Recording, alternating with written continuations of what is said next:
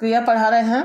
क्रिया का पहला टॉपिक हो गया है, पहला मतलब भाग हो गया है अकर्मक सकर्मक क्रिया। तो अकर्मक में कर्म नहीं होता, सकर्मक में कर्म होते बताए थे। अब सकर्मक में कर्म के आधार पे इसके दो भेद होते हैं। कर्म के आधार पे सकर्मक के दो भेद होते हैं, एक कर्मक क्रियाएं, द्विकर्मक क्रियाएं।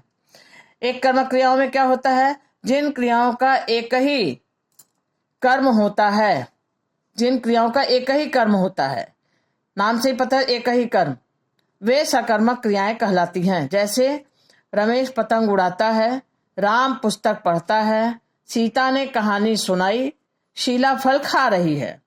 यहाँ सब जगह एक कर्म कैसे है, रमेश पतंग उड़ाता मतलब पतंग को उड़ाता है, राम पुस्तक पढ़ता है मतलब पुस्तक को पढ़ता है, सीता ने कहानी सुनाई मतलब कहानी को सुनाई, शीला फल खा रही मतलब फल को खा रही है। यहाँ एक एक को है।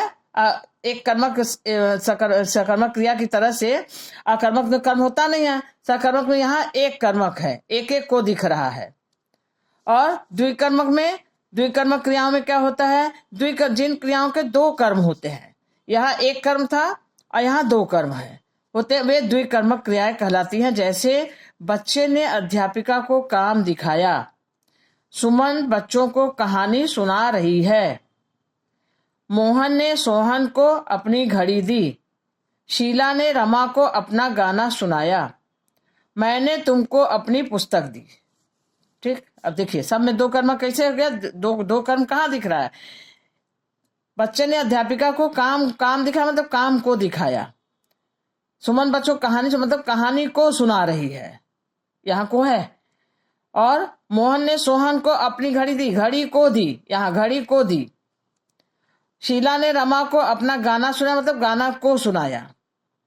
मैंने तुमको अपनी पुस्तक दी, पुस्तक को दी। तो एक यहाँ पे को है लेकिन वो अंडरस्टूड दिख नहीं रहा है, और यहाँ वाला को सामने दिख रहा है। तो ये द्विकर्मक क्रियाएं हैं। एक को जो दिख रहा है, दूसरा को जो यहाँ पे इसके एक कर्मक क्रिया की तरह यहाँ नहीं दिख रहा है लेकिन है, उस तरह से यहाँ नहीं दिख रहा लेकिन है, और एक को सामने दिख रहा है। तो ये द्विकर्मक क्रियाएं यही हैं, ये एक को तो सामने दिख रहा है, दूसरा अंडरस्टूड है, तो ये द्विकर्मक क्रियाएं हैं। तो इस तरह से सकर्मक के दो भेद होते हैं, एक कर्मक द्विकर्मक। अब पहचानने में कोई दिक्कत नहीं होगी।